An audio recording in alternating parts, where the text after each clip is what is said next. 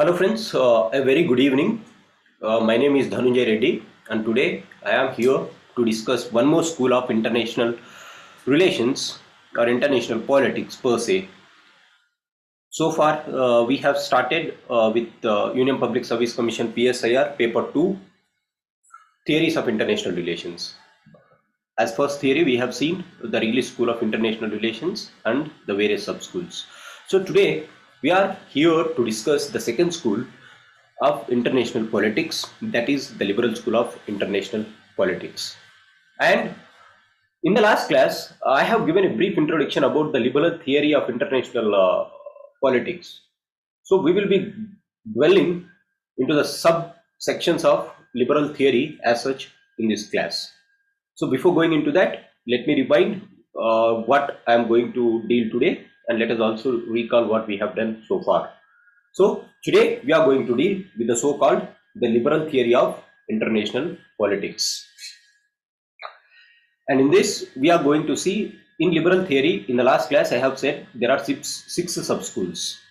Today, I am going to discuss the first three schools of neoliberalism. The three pictures that you are seeing on the slide belongs to each school. In detail, we will be seeing them. But for now, as far as the first slide is considered, one is of institutions. The other one is of a McDonald chain. This is the symbol of McDonald restaurants, and we will see how it is linked to the today's topic.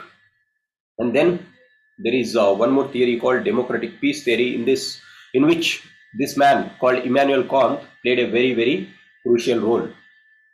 So these are the things that we are going to discuss today. So this is liberal theory of international politics, which we are going to discuss in detail today. Right? Let us move to the first thing. That is, let us recall what we have read so far. So far we have read what is the evolution of international politics as a discipline. I said international politics is the youngest discipline in political science, and it has started only after the First World War. Then we have seen the realist school and the subcomponents of the realist school. What are the features of these sub-schools? That is classical realism, and then we have seen the neo-realism, that is the defensive realism of Kenneth Walls, offensive realism of John Mearsheimer, and then neoclassical realism. In the end, we have seen Muhammad Ayub's principle of subaltern realism. Right? Apart from that, in the last class, we have started with liberalism. In this, we have seen the emergence of liberal school. We have seen that it is after the First World War that people started thinking seriously about avoiding war and ensuring peace. For this, the 14-point speech of Mr. Woodrow Wilson has laid down to a new world order, and that new world order is known as the liberal world order. We have also seen the other names of the liberal world order as liberal institutionalism or liberal internationalism or the liberal order or liberal regime. So these are the various names that we have seen. If you have any doubt, you can go to the previous class and can have a quick glance and then join here. Then we have seen what is the differences between the liberals and realists. Yes, realists as such believes that there is no other actor in international politics except the state. Liberals accept that yes, state is a prominent actor, but along with the state, there are certain other actors in international politics which play a very crucial role. That may be NGOs, or that may be other players such as transnational companies or multinational companies. And realists believe that peace cannot be attained through dialogues. Liberals believe that yes, peace can be attained through cooperation and coordination and by establishing some international organizations. And then we have seen the stages of evolution of the liberal school. There are three stages of evolution that we have read. The first one is during the Enlightenment phase of Immanuel Kant and the scholars who proposed liberal theories, and that stage has given rise to the second stage in 1909 or 1919 after the First World War during the time of Woodrow Wilson. Right, this is the first thing that has happened. And then after the First World War has happened, people criticized liberals as utopians, and then realism evolved from there. So in order to counter this realism, then by accepting certain facts of realism and changing certain domains of the utopian model of liberalism, classical liberalism, the new liberalism emerged after the post-World War. We have also post-World War, Second World War. We have also seen that with the emergence of neo-realism or neoliberalism, this neoliberalism has given a new lease of life for the liberal school. And today we are going to see the sub-schools. And we have also seen what is the difference between neoliberals versus classical liberals, right? Classical liberals, they were very, very optimistic and they want change overnight. But neoliberals, they said that, okay, overnight changes doesn't happen. Progressively, they have to happen. So they believe that states, though they are participating in international organizations, they don't cooperate very easily. They look at their primary interests of national securities at first. So they accepted certain features of realism and they were more pragmatic in their approach rather than the idealistic approach of classical liberalism. And we have also seen those differences between the neoliberal school and the classical realist school. And then we have seen certain features of neorealism. And in the end, I have closed with the sub-schools. I said that in neoliberalism, there were 6 sub-schools that emerged from this. And today, the discussion is about those sub-schools. Remember, in realism, there are certain sub-schools, and then in neoliberalism, there are certain sub-schools. So the question might be from this section. And this topic is also useful in our application part in paper 2. Say, for example, if you want to discuss India-USA's relation, or India-China's relations, or India-Pakistan's relation, we have to quote these theories or these models and then substantiate our answer. What are the policies on which we are framing the rules as such? So these theories, they are very, very useful in our application part in paper 2, section B also. Having said this, let us move to the next school. That is, these are the 6 schools that I said. This is where I stopped in my previous lecture, different schools of neoliberalism. And what is the basis for these schools? The basis is, it is basically based on the different ideas which the liberals has proposed to establish peace. In order to establish peace, what are the different ideas that we have? So everyone proposes their own idea, and as a result, based on those ideas, 6 schools emerged in international politics. That is, 6 neoliberal schools emerged. So don't think that they have come out from sky. No, they have been brought from the ideas. Some said that, okay, you go with the idea of institutions. Some said that you go with the idea of enabling democracies. Some said that you go for opening up of your economies. So they gave different models or different perspectives on which peace can be established. Based on these different ideas which people have proposed, liberalism was subclassified into 6 schools. So the first thing is, whatever the schools that we are going to read, we are going to read what is the idea that they proposed in order to establish peace. And we are also going to look at what are the major features of these sub-schools. And we will also be looking at criticisms for these sub-schools as and when we go into each and every school. Now, let us start with the first school, that is liberal institutionalism. The liberal institutionalism says that the fundamental problem of international politics is anarchy, right? This is what we have been discussing right from my first class. What is anarchy? It is not the absence of governments, it is the absence of a centralized authority, right? International politics is anarchy. As a result, there is no centralized authority to control these forces of states. As a result, states were always engaged in war. So they said that you form a centralized authority which can control this anarchy. So they said that, okay, the fundamental problem of international politics is anarchy, and that is a reason why nations are going to war. And hence they said that if you develop the institutions, we can contain anarchy. Why? They reduce war and increase the chances of peace.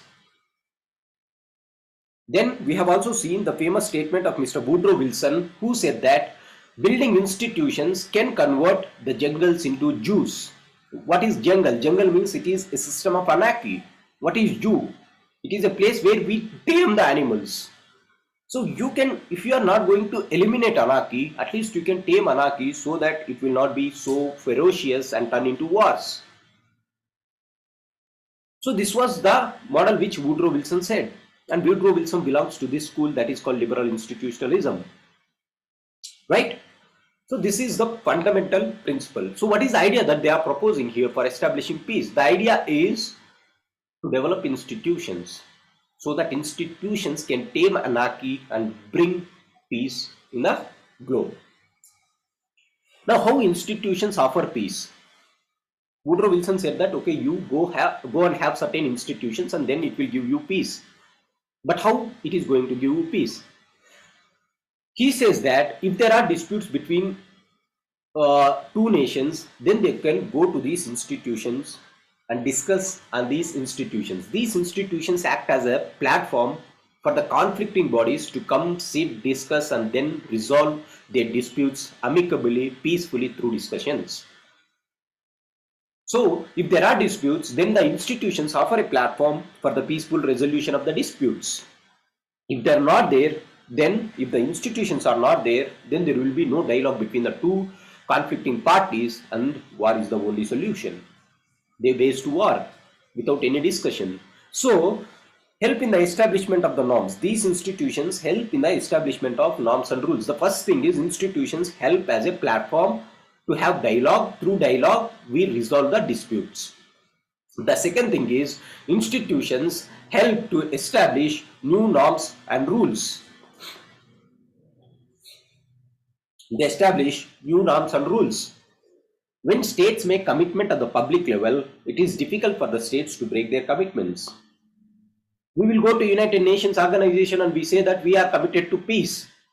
Before 189 countries, if you are going to commit, then it is very difficult to break the commitment. So institutions act as a platform to establish new norms and rules where the public level institutions go and commit openly, and then it will be very difficult for the countries to break the commitments. So they act as a testimony for our commitments. These are the second functions of institutions. The third function is, once the state starts absorbing these rules, they start recalling the benefits. They have laid the rules. Once I follow the rules, they start absorbing what are the benefits that they are realizing. The moment they start that, yes, the benefits are very, very large, it acts as an incentive for the states to cooperate. Yes, overnight cooperation is difficult, but the moment they start seeing that, okay, there is one international ICJ which can resolve our disputes rather than going to war, which is a very simple way or which is cost-effective way rather than waging war. So they see the benefit in that institution and they start cooperating with the institutions and they start cooperating among the states itself. These are the third role that is played by the institutions across the globe. And then when there are institutions, it is very easy to monitor the compliance with the rules, whether the state is following the rules or not. It is very easy. Say, for example, if there is this called International Atomic Energy Agency, what does it do? It just checks whether every country which is committed for nuclear energy, is it following the rules of the game or not? Compliance is very easy. So international institutions help in this way. First, they act as a platform for dispute resolution. They make certain rules and norms. Publicly, the countries come and state their obligations, their commitments, and it is very difficult to break. And then the moment they start realizing the benefits, it acts as an incentive to establish or to cooperate with each other. And then these institutions act as a platform where we can monitor whether the countries are compliancing with the norms or the norms or not. So this is one thing which the institutions offer. Next, what are the assumptions of liberal institutionalism? So these are the four things or four benefits of institutionalism. And what are the assumptions on which these theories were proposed? The basic assumptions are drawn from domestic politics. What is this domestic politics? See, domestic politics, like say for example in India, what is the domestic politics? There is no anarchy. There is one government which is establishing the rules, and the people are the subunits of the government, or the subunits of the nation are following those rules. As a result, we are maintaining certain law and order in the state. So by looking at the domestic factors, domestic politics of a state, they are trying to apply the same domestic politics to the global level. At the global level, anarchy is because of not presence of one centralizing authority. But at the domestic level, we have a centralizing authority. Right? India has a centralizing authority. US has a centralizing authority, which controls or exercises control over its citizens or over its institutions. But at the global level, there are no such institutions. So they have seen this functioning of the states individually, and they have drawn conclusion from the domestic politics and said that just like the states in domestic politics, just like the states in domestic politics curbs the anarchy, it is expected that the international organizations will curb the anarchy in international sphere. From this thought, they thought that, okay, we should have a centralizing authority just like the states at the domestic level. So the assumption is from the domestic politics. So far we have seen what is liberal institutionalism, and then how institutions offer peace, and then we have seen assumptions of liberal institutionalism, right? Next, what about the critical evaluation of the school? As usual, as these persons are liberals, neo-realists come and they oppose this. What neo-realists said is, this is very less optimistic. Neo-realists are less optimistic about the success of the institutionalism. They are very, very pessimistic about the success of institutionalism. They says that these neoliberals are telling that people will come and sit at the table, and then they discuss at the institutions, and they go with a solution.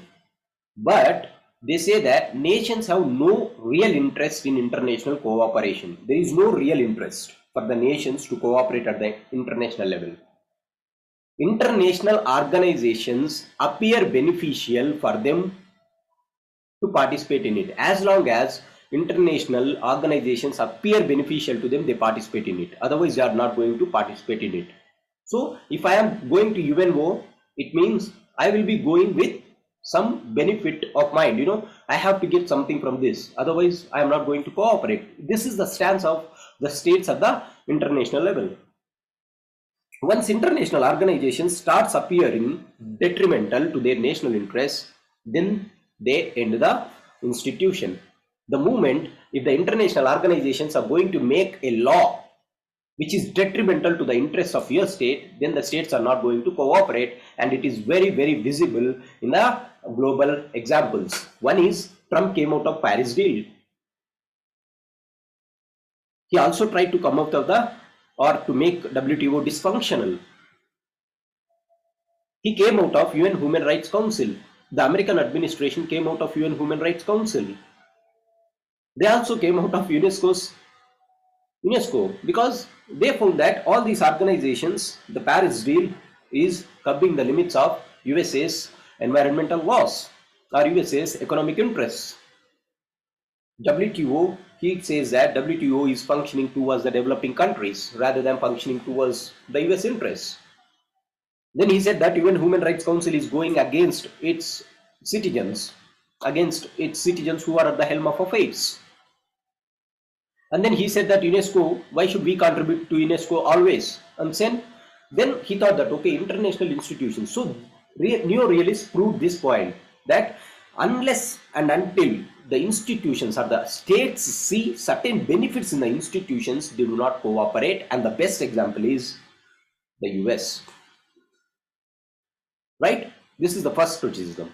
And they also say that the great powers do not tend to obey laws. Laws are only made for those countries which obey, but great powers, there is a tendency of great powers not to obey the laws. Like, for example, recently in the South China Sea dispute, the Permanent Court of Arbitration has given a verdict against China and favored Philippines. But China declined to observe those directions or to observe those verdicts. Then what is the solution that China? What is the solution that these international organizations did on China? They were helpless, right? They were just like um, standby observers. Though China was breaking the norms, still they couldn't do anything, right? So the great powers always tend to disobey the laws. Example is perfectly China is one example. But what are these countries doing? What are these international organizations doing? So what they say is, though neo-liberal institutions speak about establishing institutions for cooperation, but nations always tend to cooperate only in such a situation when the nations feel that there is certain benefit for them out of that cooperation. If they are not going to see any cooperation or benefit out of the cooperation, then definitely they are going to move away from that cooperation. The best examples are the US moving out of major institutions and China disobeying the laws. So neo-institutionalism, what these persons are supposed to do are not doing up to the mark. So this is one school. So this is the first school, neo-institutionalism, liberal institutionalism, right? Let us move to the second school. I have said what are the features of the new liberal institutionalism. I have said who has propounded this and what are the basic assumptions. They had their assumptions from the domestic politics, and then they said how institutions are going to help to establish peace, and in the end we discussed the criticisms of that school. So this is the first school. Let us look at the second school of neoliberalism. The second school is theory of interdependence. Remember, I said all these schools were based on the fact that, on the idea which they propose to establish peace, right? Based on this idea, these schools were classified. This is just, they are forwarding certain ideas. Okay, you can establish peace. The first school said that you can establish peace through an idea of establishing institutions. And now the second school says that the idea should be economic interdependence. So based on this idea, the second school of neoliberalism was emerged, and that is called the theory of interdependence or the school of interdependence. It is also known as the Golden Arches theory. What is this golden arch? If you have seen the McDonald picture, the symbol will be like this, like an arch, right? Excuse me. So this is, they said that by looking at the logo of McDonald's, they gave to the concept of the Golden Arches theory or theory of interdependence. The prominent scholars who propounded this school of theory is Thomas Friedman and Richard Rosecrans. Thomas Friedman gave the theory of the Golden Arches. What he observed is, in those countries, those two countries which have McDonald's chain, they never went for the war. This is called economic interdependence. According to this theory, he says that two countries having McDonald's chain will never go for war with each other. Friedman says that people prefer to stay in line for burgers rather than going for borders. This is a famous statement of Thomas Friedman. They stay in line for burgers rather than going to the borders. They are interested in their own interest. That is, they are interested in the prosperity of themselves, not going and fighting wars at the borders. Think about war second time. So they are thinking that, okay, I have to be prosperous. This is the main feature of liberalism. Unlike realists who said that high politics is the only aim of the state, liberals said that apart from high politics, there are certain features which people want. They do not want war. They do not just want security. They also want prosperity. They want peace and they want liberty.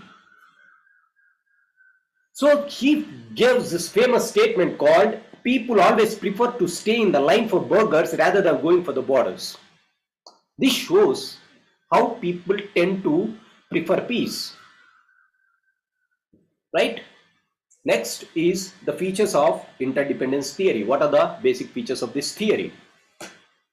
What it says, if we promote economic interdependence, free trade between the two countries, then we can minimize the chances of war and increase the chances of peace. Promote the economic interdependence. Promote economic interdependence between India and Pakistan. They do not go for war. Promote economic interdependence between India and China. They do not go for war. Because if Apple is being established in USA and China, then USA will think, okay, our company is existing in China. Why should we wage war? If China's company is coming and establishing its outlet in India, then China will think a couple of times before waging war about the interests of that company from China. So if you promote economic interdependence or if you promote free trade, then automatically it can minimize the chances of war and increases the chances of peace. This is the first theory or first feature of interdependence theory. And he says that if the policy has been adapted in case of China and USA, then it is believed that China is made economically dependent on USA and the chances of confrontations gets reduced. Make interdependent, make the other countries depend economically so that the wars do not escalate. So this was one theory which they promote. Similarly, people believe that the economic interdependence has brought India and China to a considerable improvements in their relations. If you look, though there are several factors which are impacting China and India at the borders, still they are not going to war because they have certain dependence on other factors such as economic interdependence, economic trade that has been established between India and China, that is stopping them from escalating the conflicts into wars. So this is the theory which they propose and they say certain examples, right? And then the same thing is suggested for India and Pakistan. India and Pakistan should go for most favored nation treatment. Then it will give or it will reduce the chances of war. So what is the basic theme? Promote trade between two countries, then they are not going to war. This is the idea which they promoted, and as this idea is based on interdependence, this school is called the theory of interdependence or the school of interdependence. I hope you are getting the point, right? Then there is one more scholar apart from Thomas Friedman, that is Richard Rosecrans. What this man said, he has contributed the idea of a trading state. So he has come out with a concept of trading state. What is this trading state concept? The concept is opposite to that of a military state. If a state focuses on becoming economic power rather than a military power, then it will be beneficial to the state. Rosecrans says that a state should focus on developing its economic power rather than the military power if it wants to have benefits in the global world order. And he says this example, Japan and Germany. Once Japan and Germany, they were military states. They used to spend huge amounts of money on military expenditure. But after the Second World War, they realized that military expenditure is not going to give us anything. They started investing on the other aspects. That is, if Germany has focused on its industries, Japan focused on its technology. So they started, rather than spending huge amounts on military, they started spending on economic activities. As a result, these countries are growing. A wonderful example for the trading states propounded by Richard Rosecrans. Hence, Rosecrans suggests to promote the idea of trading state. So he promotes the idea of trading state. Along with this, Rosecrans also says that USSR failed. If you look at the failure of USSR, it gave too much emphasis on the military power. As a result, USSR disintegrated. It didn't focus on the economic development of the state. As a result, people were not that much attached to USSR and they started revolting against the state, and then USSR was disintegrated, right? So the best example is Japan and Germany are trading states, unlike USSR. The failure of USSR lies in its military focus on military state. He says that the same reason is behind the decline of USA. If you look at the decline of USA and the rise of China, China has been rising because it is focusing on the economic interdependence. They have focused on expanding their trade, and today every country is going on bandwagoning with China. The reason is simple: because of the economic interest, and that is the reason why states are going and evolving like China, whereas USA started declining because of huge expenditure on military purposes. So they suggest that you encourage the states to develop economic power rather than military power. So these are the features which they proposed. However, criticisms also exist. Criticisms, again I said, as these are liberals and neo-liberals, the criticism will be from majority of neo-realists. Like neo-realists said that, neo-realist is Mearsheimer. If you recall, Mearsheimer is a person who propounded the offensive school of realism. So Mearsheimer said that economic interdependence is no guarantee for peace. While we are discussing with about Mearsheimer's defensive or offensive realism, we have come across this thing. He said that don't believe that as China is having good economic ties with India, don't be in a situation or don't be in a imagination that it is not going to attack India for borders, right? Don't think that just by withdrawing the apps such as the TikTok or PUBG, whatever the apps that China has, if you think that by removing the apps, if you think that China is going to step back at the borders, then that is definitely a wrong thing. That was proposed by John Mearsheimer, and we discussed this during his offensive realist theory, right? According to him, international politics is war prone so long the structure of international politics is anarchical. He says you cannot ensure peace until and unless you change the structure of international politics. The structure of international politics is anarchical, and as a result, even though if you are propounding the economic interdependence, it is not going to leave or benefit the nations. So this is the criticism, right? So this is the second school. What I said in the second school, the theory of interdependence, also known as the Golden Arches theory, propounded by Thomas Friedman and Richard Rothstein, and they said that what is this Golden Arches theory? No two states who have the Macdonald chain will never go for war. No two countries which have the Macdonald chain go for war, which means they don't go for war. And Thomas Friedman says that people prefer, his famous statement, people prefer to stand in the line for burgers rather than going for borders. Right? This is one beautiful statement which Thomas Friedman said. And then we have seen the features. One is if we promote economic trade, chances of war gets decreased and chances of peace gets increased. So he gives certain examples. And we have also seen the concept of the trading state by Rosecrans.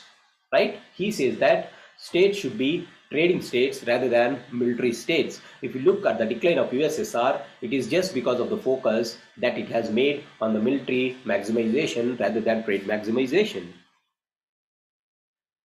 If you look at the rise of China, China has focused on trade maximization as its primary force, and today it has been competing with USA, and USA's decline is also clearly visible after its investment in military. So, and in the end, we discuss the criticisms from John Mearsheimer, which says that until and unless you change the structure of international politics, it is very difficult to say that war is going to be avoided or is it going to be minimized. Right? This is the second school. So far, we have seen the institutionalism and the theory of interdependence. Let's move to democratic peace theory, the third school in international politics of liberalism. In this democratic peace theory, again, what is the idea? I said, right, based on the idea these schools were established. What is that idea? Idea to ensure that there is no war. The idea that they proposed. The first school proposed the idea of institutions. The second school proposed the idea of economic interdependence. And this school promotes the idea of democracy. What does this school say? This theory is also known as the Republican peace theory. And the prominent scholar is Michael Doyle. Michael Doyle is a prominent scholar of this school, and he propounded the so-called democratic peace theory or the Republican peace theory. And what is the central idea of this? No two democracies will go for war with each other. Just like the Golden Arches theory, here that economic term is replaced by democratic term. No two democracies go for war with each other. Two democracies do not go for war with each other. Why? Because in democratic countries, people are peace loving. And as it is a democratic state, it becomes difficult for the state to go war without the permission of the people, and people act as a hedge against the state's ambitions to go war. People act as a barrier for the state to go to war. There will be huge resistance from the people, and they say that state should not go for war. So people are peace loving in democracy. As a result, people will not permit the state to go to war, and people's permission is very necessary in a democratic state. This is the implication of the idea, and based on this central idea, they said that you promote democracies across the country, across the globe. If the number of democracies are increased across the globe, then there will be better chances of peace. So if you want to establish peace, you promote democracy. So this theory, democratic peace theory says, promote democracy. In short, it speaks about democratic promotion. Right? So what are the features of this school, democratic peace theory? The source of influence. First, let us look what is the source. The source is of that of Immanuel Kant. This man has given a pamphlet called Perpetual Peace. In the first slide, there is this image of Immanuel Kant, that is perpetual peace. And he suggested in that perpetual peace, said that if you want peace in Europe, then we have to end monarchies and bring in republican form of government. And don't ask what is this, how republic is different to democracy. Republicanism is one form of democracy. In social sciences, we use the terms based on the context. At that point of time, there is no democracy. So they said that in his view, republic means democracy. So Immanuel Kant says that in his Perpetual Peace pamphlet, he suggests that peace in Europe, if you want peace in Europe, then you end monarchies and bring republican form of government. Otherwise, perpetual peace will be available only in the grave. His famous statement said, if you want to have perpetual peace, avoid monarchies and then install republican form of government. Otherwise, perpetual peace will be found only in the graveyards. Everyone will be peace at graves, right? That is what he said. And he suggested how this can be bought. Through economic interdependence. Yes, we have seen. And the republicanism in place of monarchy. You replace monarchies with republic state of government or democratic state of government. And the second person to propose this theory is the Woodrow Wilson in his 14 points. I said Woodrow Wilson is a democratic man and he wants a liberal world order, and he is the first person to give the idea of liberal world order. And he said democracies can mitigate wars, right? The first person is Mr. Immanuel Kant. The second person is Woodrow Wilson. And then if you look at US foreign policy, they said that the promotion of democracy is one of their foreign policy. Promotion of democracy is one of their foreign policy. From whom it has come? From Woodrow Wilson, the 38th President of United States of America. right? US foreign policy has this statement of promotion of democracy, and that is the reason why they invaded Afghanistan and Iraq and said that we are going to replace the monarchies in these states and establish democracy. Under the name of establishing democracy, they entered into Afghanistan and Iraq, right? This is how the features of democratic policies. And what are the arguments that they made? What are the arguments advanced by democratic peace theories to promote their theory? And how they said that democracy do not go for war. Why democracies do not go for war? As I said, there will be public pressure. In democracy, there is pressure from public. And because of that, it is difficult for the political class to take decisions of war. They also suggest that democracy promotes democratic culture. Whenever you are living in a democratic country or a democratic nation, automatically people get this culture of democracy. What is this democratic culture? We should be democratic. What does that mean? India should be a democratic cultural society. What does that mean? It means peace-loving culture. If two persons are fighting, they should not engage in war. If there is differences or if there is one accident which has happened on the roads, let us not sit on the roads and go and fight. This is not a democratic culture. There are certain institutions, go to that institutions, then tell your grievances, and then that institution solves your problem. Right? Not fighting, but through institutional approach. This is democratic culture. Right? So they suggest that democracy, the people, the moment they start thinking about democracy, slowly in that culture, in that society's democratic culture develops. As a result, it promotes peace. And then democracies also form zones of peace, which means that people are peaceful and they respect the laws. In India, if we are establishing democracy, automatically zones of peace will be established slowly, and the entire India becomes a democratic cultural country. In Europe, European Union, there is a concept of zone of peace. One state, say for example, France is a democratic country and the democratic culture was established. As a result, it is one zone. Next, if you go to other states, in European Union, each part of the union acts as a zone of peace. People have this tendency of peaceful resolution of their dispute rather than fighting with each other on the roads or by catching hold of the collars, right? This is what the argument is. So what are the arguments that they propose? Pressure of the public opinion, democratic culture, zones of peace. These are the three keywords that you have to remember here. Pressure of public opinion, democratic culture, zones of peace, right? And the proponents whom I said, Immanuel Kant and Woodrow Wilson, right? Now, what is the criticism, right? We are moving to the criticism part. And now, see, Russia and China says, in the name of democratic promotion, Western countries are attempting at regime change. They are intervening into the domestic affairs of other countries to install puppet government.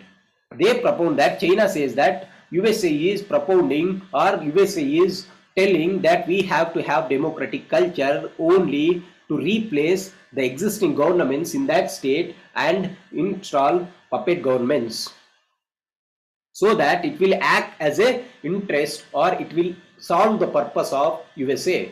So they see that whoever the countries are propounding this democratic peace theory, they are just propounding with a hidden intention to establish the puppetry governments in the other countries.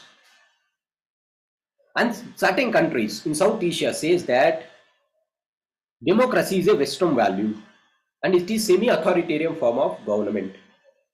It is a Western value. It is a uniform value. It doesn't take into the picture of the Eastern values or the South Asian values. What is the South Asian values? In paper 1, section A, we study about this pluralism, multiculturalism.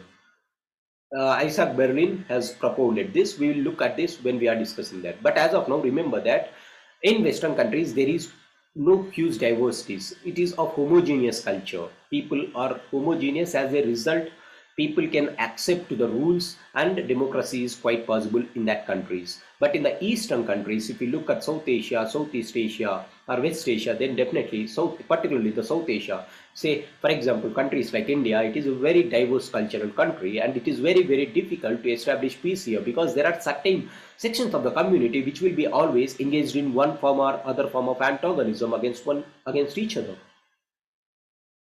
right? So they say that the first persons who argue is Russia and China says that it is a hidden intention to form puppetry governments, but these persons say that the West Asian countries, South Asian countries say that it is a Western value culture, but it doesn't take into the diverse perspectives of the South Asian countries or the Eastern countries, right? This is the second criticism.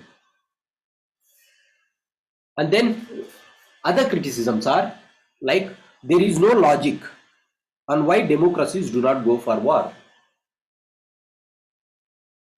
There is one criticism. They say that you are telling that democracies do not go for war because people are peace loving, but it doesn't solve any logic. And you are telling that no state has went to war after Second World War because democratic countries are not going to war. You are saying that after seeing that democratic cultures, you are propounding this theory. But if no mature democracy has not gone for war with each other until now, if there is no democratic country which waged war against each other, it may be just a coincidence. Why are you giving priority and saying that okay, it is only because of the democracy that the states did not go for war? So it will be very too simplistic to assume that democracy has been either the only factor or even the predominant factor. It is not just the predominant factor of democracy, or it is not the only factor of democracy which is preventing the states from going and avoiding wars. They are avoiding wars not just because of the democracy or because of the prominence of democracy. There are other factors. Like they may be economic factors, like there may be capacity indifference between the states, like there may be internal instability for the state. So they wanted to consolidate that. Then how can you say that if they are not going to wars, how you are going entire credit, 100% credit to democracy and say that democratic peace theory is the most successful theory? So this is the third criticism. USA, China, first criticism, the South Asian country, second criticism, and there is no logical inconsistency. It suffers from the logical inconsistency. So logical inconsistency is the third drawback. And scholars also criticize the US attempts and democracy promotion at gunpoint. Scholars say that USA is bringing the countries to the gunpoint, and it is telling that either you accept democracy or you are going to die. So you are promoting democracy at gunpoint. So they criticized USA, and the invasion of Afghanistan, Iraq and Syria shows the clear example of USA's tendency to establish peace through gunpoint. If you look at the military havoc that USA has created in these states, it is very clear that the real intention between USA is not democratic promotion, but to promote the puppetry governments in that states. So these are the 5 criticisms that the school has brought. The first criticism is Russia and USA. The second criticism is that of South Asian countries. Third one is logical inconsistencies, and the fourth one is gunpoint promotion of democracy. Right? This is the third school. Right, friends? So far in 6 schools, we have seen 3 schools. And in the next class or in the next lecture, in my next lecture, we are going to see the remaining 3 schools of neoliberalism. It would be quite a lengthy topic to discuss all 6 at one go. So I have divided that into 3 plus 3 schools, right? So thank you for giving me this opportunity. I hope you are enjoying the videos. Do subscribe to the channel. We will see in the next class soon, right? Thank you very much. Have a good day. Bye-bye.